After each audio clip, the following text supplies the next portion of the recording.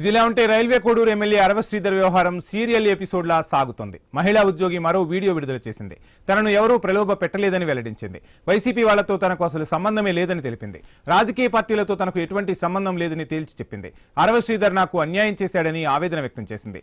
న్యాయం కోసమే తాను బయటకు వచ్చినట్లు తెలిపింది. తాను 25 కోట్లు డిమాండ్ చేసినట్లు 29 సెకండ్ల ఉన్న ఆడియో చూపిస్తున్నారని తెలిపింది. తాను ఎవరినీ డబ్బులు అడగలేదని, పూర్తి వీడియో విడుదల చేయాలని మహిళా ఉద్యోగి డిమాండ్ చేసింది.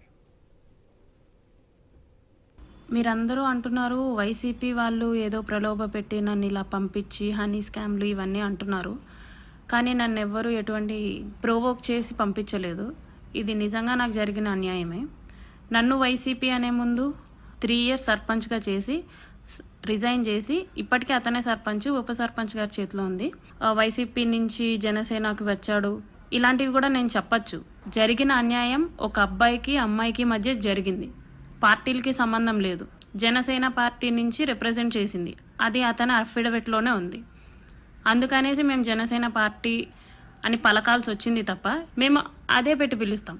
నేను కూడా పంచాయత్ ఆఫీస్ తరపు నుంచే కదా, మా మినిస్టర్ కూడా పవన్ కళ్యాణ్ గారే కదా. సో నన్ను ఏ పార్టీ ప్రలోభ పెట్టి ఈ పని చెయ్యి అనేసి పంపించలేదు.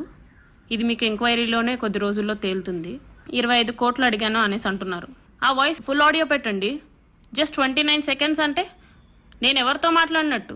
నేను ఇప్పుడు తాతంశెట్టి నాగేంద్ర గారిది ఫుల్ ఆడియో పెట్టాను. మీరు కూడా అలా పెట్టే ధైర్యం చేయండి. అలా ధైర్యం చేయకపోతే ఇలాంటి చీప్ ట్రిక్స్ ప్లే చేయకండి.